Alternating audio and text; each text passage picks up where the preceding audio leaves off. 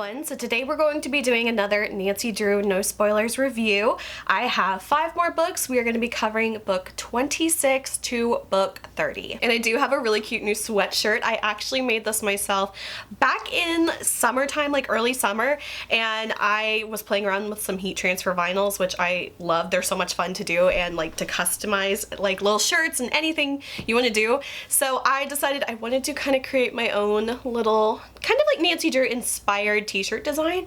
So it says River Heights Detective Agency, established 1930. So it's not like saying Nancy Drew, but it's kind of like if you know, you know. But I've been dying to wear it, but it's just been so hot since I made it in the middle of summer. So now that it's cooling off a bit, I can actually wear this. So I thought this would be the perfect video to show off my cute little design. I do have another fun thing I wanted to share with you guys that I have started doing as I'm reading my Nancy Drew books. And I feel like it has made it so much more fun. And basically it is like little Nancy Drew bingo cards. So these are some of the ones I'm kind of prototyping right now and trying to like finalize the design of it and the items to include on here. So this was just like a really fun idea that I had, and I love making things, and they have honestly really made the reading process a lot more fun because it almost kind of like gamifies reading the Nancy Drew books, because of course a lot of them do have a lot of reoccurring themes or things that happen, and I thought it'd just be a fun kind of little thing that you could put in with your Nancy Drew book while you're reading.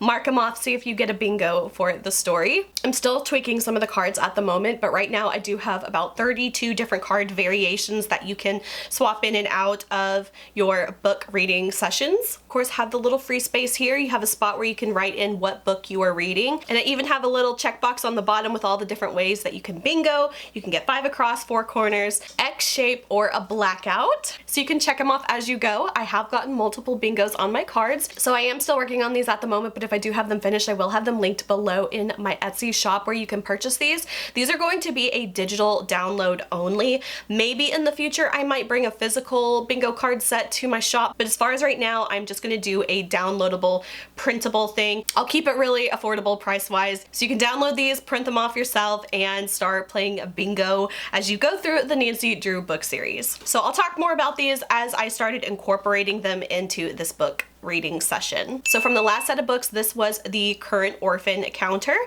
and I will let you guys know how many more orphans we have this time. So starting off for the first book for this video, we are on book number 26. This one is The Clue of the Leaning Chimney. This one was originally published in 1949 and the revised was published in 1967. So first off, do we have any orphans in this book? I think there is a case to be made for this one, but it is not explicitly stated. We'll let this one slide though. So for the summary for this book, it reads, as a result of an encounter with a sinister stranger on a lonely country road, Nancy Drew and her friend Bess Marvin discover that a rare and valuable Chinese vase has been stolen from the pottery shop of Dick Milton, a cousin of Bess. Dick had borrowed the vase from a Chinese friend, elderly Mr. Soong. He is determined to repay Mr. Soong for the loss and tells Nancy that if he can find the Leaning Chimney, he feels he will be on the track of a discovery which will solve his financial problems. Nancy finds the Leaning Chimney, but it only leads into more puzzles. Can there be a connection between the vase theft, one of a number of similar crimes, and the strange disappearance of pottery expert Ang Moing and his daughter Lei? Join Nancy and her friends in their exciting adventure as they unravel all the twisted strands of this intriguing mystery. Alright guys, buckle up for this one. Even with this being the revised book, there is still a lot of very inappropriate racial stereotyping, racial terms that are definitely not used anymore. One that just really kind of irked me to no end is them using Chinese as like a noun and not as an adjective. Like they would say, oh, that's a Chinese, to refer to like a person. Gave me a whole bunch of like icks throughout the book. So this one I really did not like that, especially with this being the revised version. I don't even know how terrible the original must be, because the revised one was still very, very racist. I do have to say though, as far as the story itself goes, with all that aside, this was one that the story matter didn't really interest me that much. The pottery part was, I guess, a tiny bit interesting, which is like the underlying theme of this whole mystery. But I purposefully read this one very, very quickly because I knew if I did not just try to get through it and power through it, this would be a book that I would drag on reading for like a week or two at least, because if I had not just like blown right through it, it would have been a total drag for me personally. So I did read this one in about a day and a half just to get through it and move on to the next mystery. And there is actually a really interesting twist in this one, which I'm a little embarrassed to say I didn't see coming, which I feel like says a lot because Nancy Drew books, once you know them, you really kind of know the formula of them. And so for this one, my jaw kind of dropped when I got to the plot twist part because I was like, huh, I probably should have seen that coming,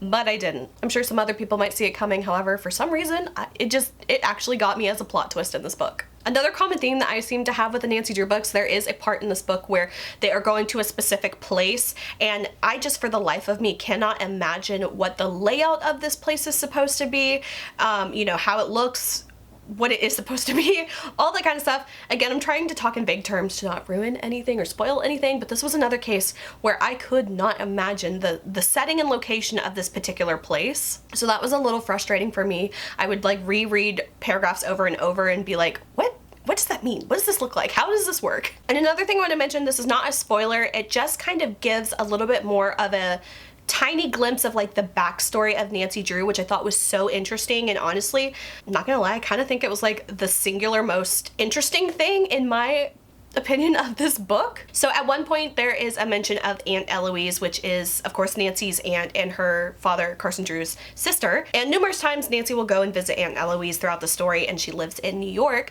But in this story they actually gave us just this tiny glimpse of backstory. It mentioned that when Nancy's mother passed away when she was younger, that Aunt Eloise actually considered moving to River Heights. However, she ends up not doing that because Hannah, the housekeeper, she thought that she was doing such a great job at helping raising Nancy, and then Eloise had her other job priorities up in New York, so she ended up not moving there. And it probably wasn't more than like 2 or 3 sentences of a mention, and again has no relation to the plot, but it was just one thing that had never been mentioned before in any of the Nancy Drew books, and I thought it was a really like very small but powerful moment that just kind of gave you a tiny bit of a glimpse into the backstory of Nancy Drew, because at least to my knowledge up till this point of the series, we don't ever know really anything about Nancy's mother. We don't know what happened to her. Some stories say that she passed away when Nancy was 3 years old. Some just say when she was very young. There's really no backstory to the whole Nancy Drew mom situation. Side note, I think there is a Nancy Drew game that has a little bit of that kind of theme around it. I have not played that one, so please don't spoil anything for me as well. But I love those little tiny glimpses and moments that we have that kind of just builds more of the history and the canon of like the Nancy Drew universe, and that was one moment that I really enjoyed from the story. There were also a couple like red herrings in this story, which I feel like, I don't know, kind of didn't really do much for moving the plot along, which was kind of interesting. And then there was one section that had to do with this group called the Lavender Sisters, and I feel like it was so underutilized in this story that I feel like it could have been its own entire plot central point to a completely different story, which I thought would be really interesting because number one, how cool is that name, the Lavender Sisters? And it just totally sounds very Nancy Drew-ish. So as far as how that like plays into the story here, it was like so very small. I felt like it could have been used somewhere else in another book and kind of had more of an impact. So overall, my thoughts on this book, I did give this one 2 stars just because I didn't really feel like the mystery really intrigued me that much, and then along with all the like very outdated racist stereotypical languaging, this one was very hard to get through. It was kind of similar to the realms of the Clue in the Old Album that had to do with the Romany culture. It was very much kind of like that. This one definitely was not my favorite Nancy Drew book. Next up we have book number 27. This one is called The Secret of the Wooden Lady. This one was published in 1950 and the revised was published in 1967. Alright, so this one reads, Adventure abounds on the Bonnie Scott in Boston Harbor as Nancy Drew helps Captain Easterly uncover the mystery of his ghostly visitors. From the moment the clever detective and her friends Bess Marvin and George Fane take up residence on the old Clipper ship, they are confronted with fire, theft, and other dangerous situations. Nancy faces an additional challenge, to find a clue to the Clipper's missing figurehead. If she is successful, it will help her lawyer father to trace the history of the Bonnie Scott and establish a clear title to the ship for Captain Easterly. But strangely, there are no records of the Bonnie Scott's past. Why? And why has the prime suspect in the robbery at Bess Marvin's home followed the 3 girls to Boston? Join Nancy and her friends in their thrilling adventures to discover for yourself the romantic secret of the old sailing ship.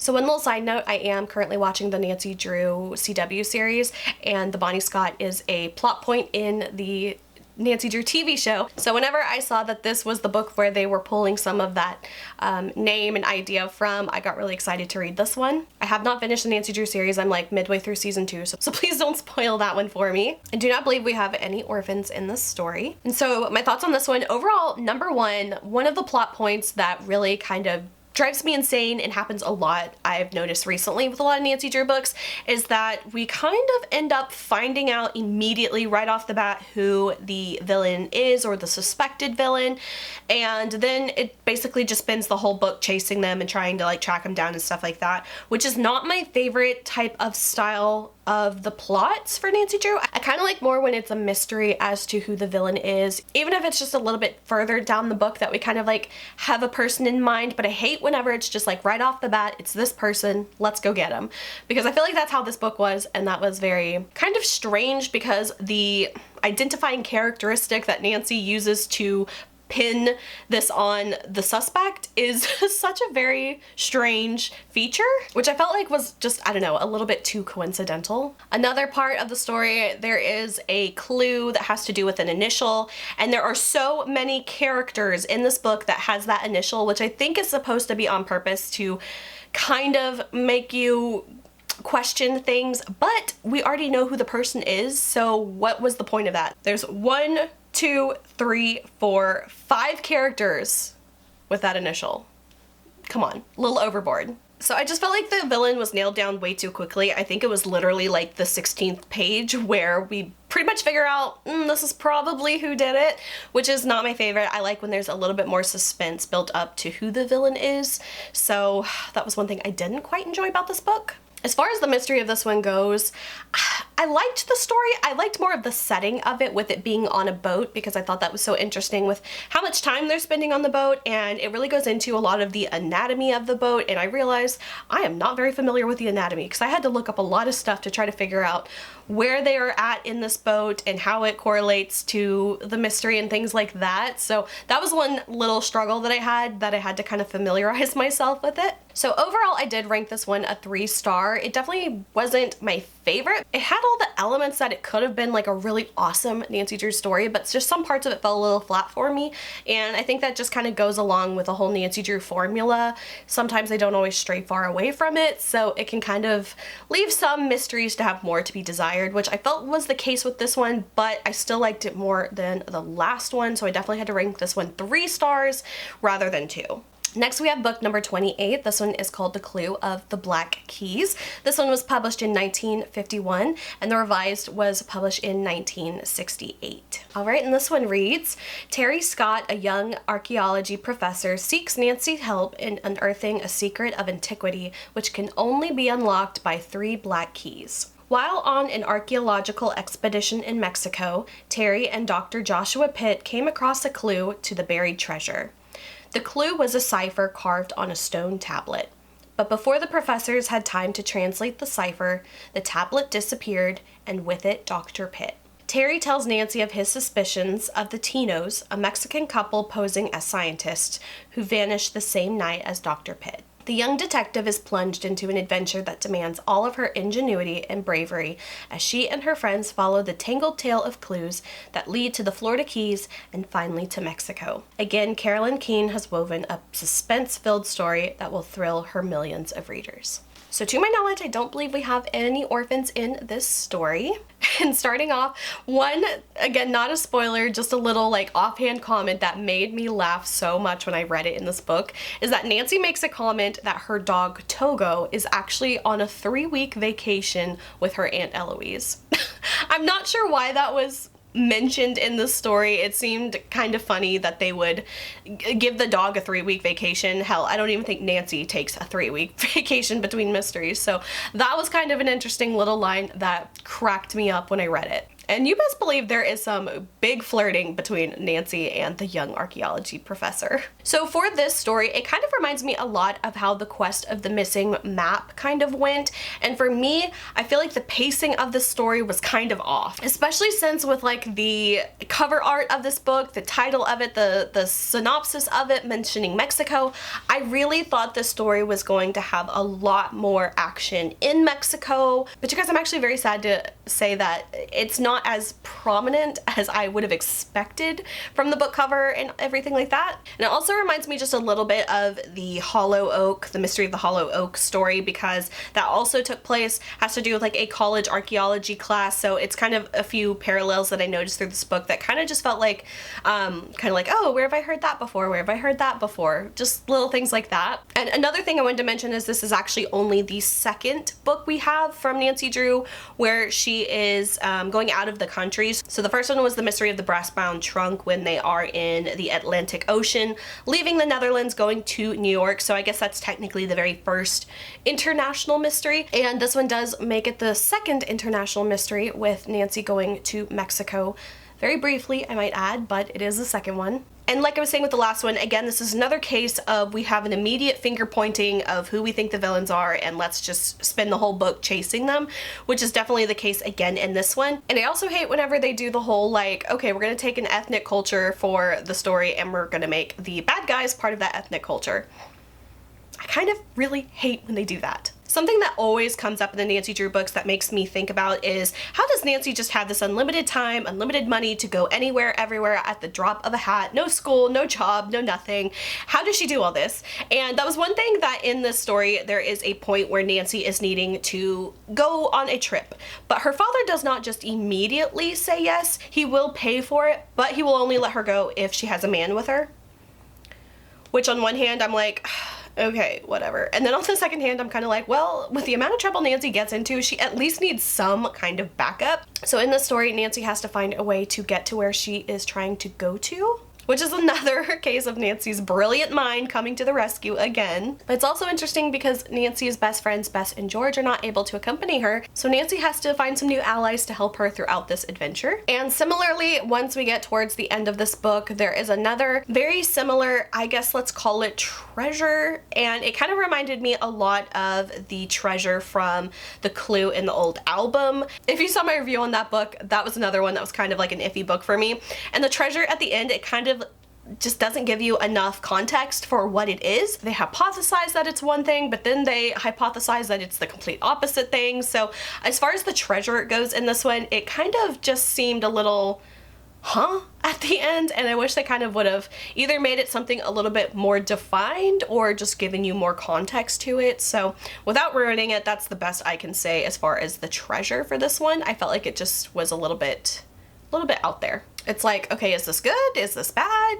What is this? So for this one, I ranked it 2 stars. Again, I just felt like the pacing was totally off on this one. I felt like if they had spent more time in the Florida Keys and in Mexico, it would have like really pulled the story together so much, but it just kind of felt everything was really rushed at the very end, and I just kind of wanted to see more of Mexico in the story itself. Next we have book number 29. This one is called Mystery at the Ski Jump. This one was published in 1952 and the revised was published in 1968. This is also the very first story that I started playing my bingo games with the Nancy Drew books, so I'll talk a little bit about my bingo card at the end. So for the synopsis, it reads, when Nancy learns that the Drew's housekeeper has been duped by an elegantly dressed woman into buying a stolen fur piece, the young detective starts a search for the clever swindler. To Nancy's astonishment, she discovers that the woman is using the name Nancy Drew. The dishonest acts of the imposter point the finger of suspicion at Nancy herself and result in her being questioned by the police. Nancy's determination to capture the elusive, dangerous Mitzi Channing takes her to northern New York State and Canada. At a gala winter event, Nancy is shocked to hear her name announced as a figure skating champion about to perform. How Nancy meets the situation and turns the tables on Mitzi Channing and her fellow thieves makes another thrilling Carolyn Keene mystery. Alright guys, we actually do have another orphan in this story. So my thoughts on this book.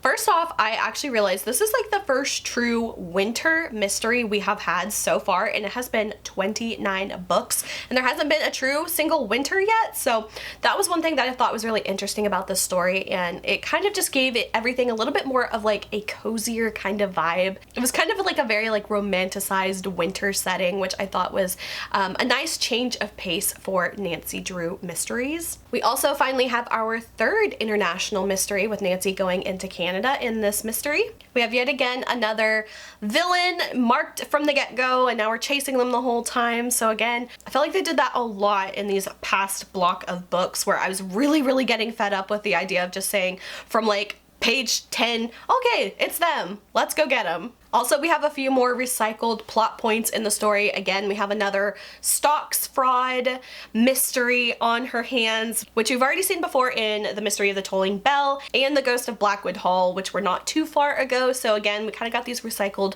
plot points, and Nancy is being impersonated again. The last time that happened was in book number 4, The Mystery at Lilac Inn. So we've got another Nancy Drew impersonator. One funny little thing, again, this is not a spoiler, but there was one character description that I was just kind of like, are you kidding me? They described one of these characters, and she's not really pertinent to the story at all, but they described her as a plump woman, and her name is Miss Plimpton. Plimpton. A plump woman named Miss Plimpton. Why didn't they just call her Miss Plumpton?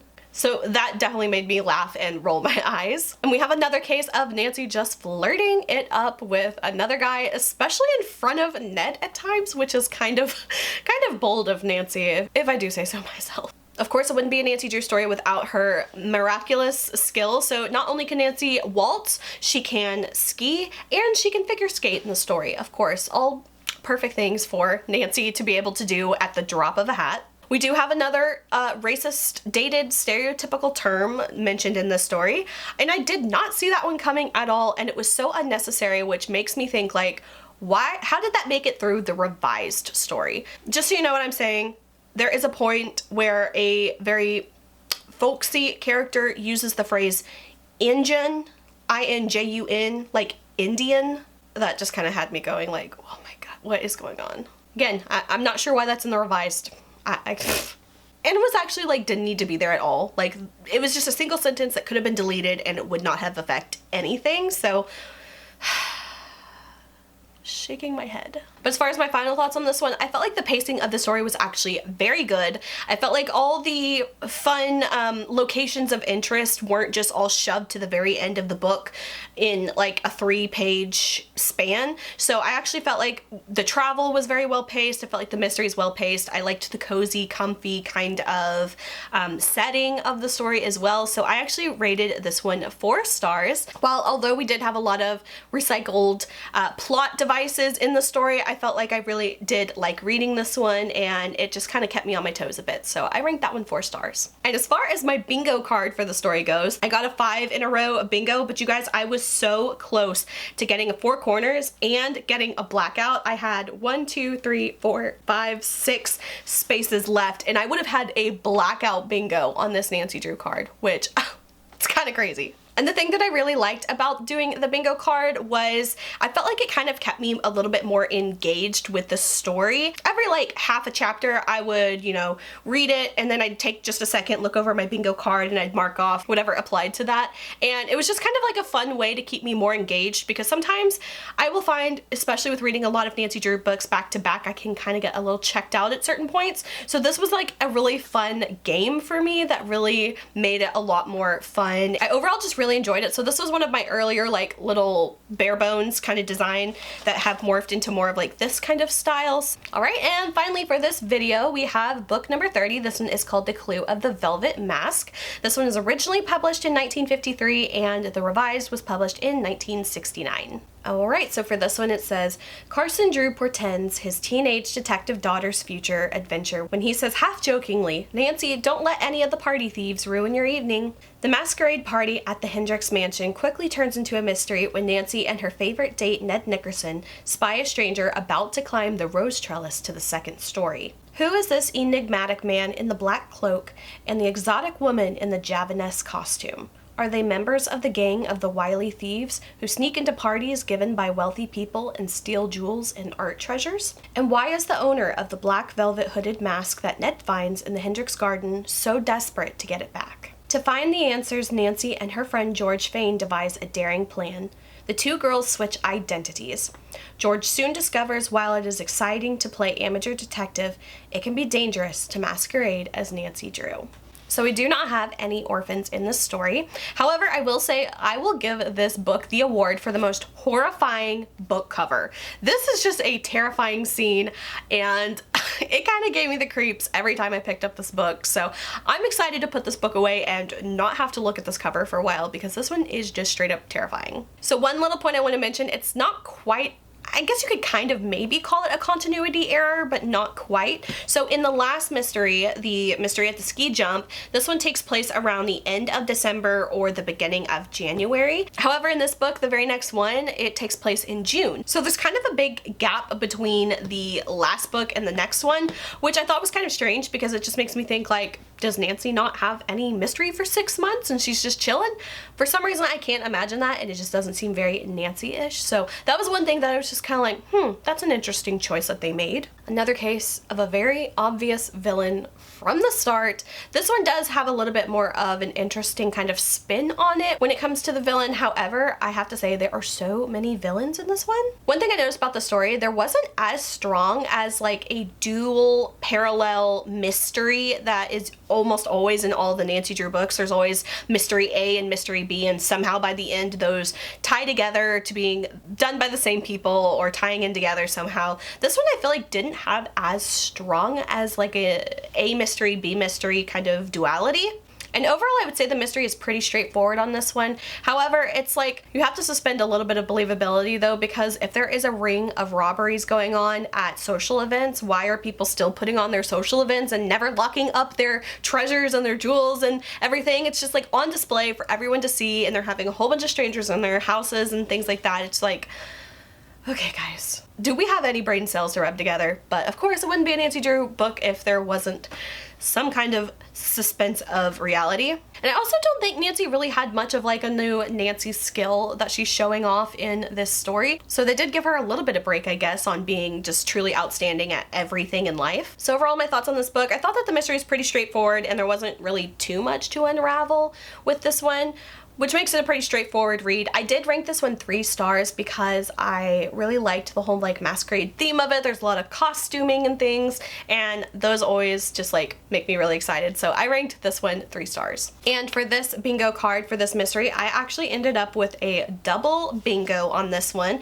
and I was so close to getting another one. I needed one more space to have a triple bingo. So I really thought I was gonna pull it out, but unfortunately it didn't happen for this one. So if you are interested in checking out any of my Nancy Drew downloadable bingo cards, I will have those linked below in my Etsy shop. Alright, and here is our final orphan counter for this block of books. Alright guys, so that is it for this group of Nancy Drew books. Let me know if you guys have read any of these. What did you think of them? Do you agree with my rankings? Are there any things that I missed? Let me know all of your thoughts down below. So if you enjoyed this video, please like and subscribe. You can follow me on Instagram, link is below. And until my next video, I will talk to you guys later. Bye.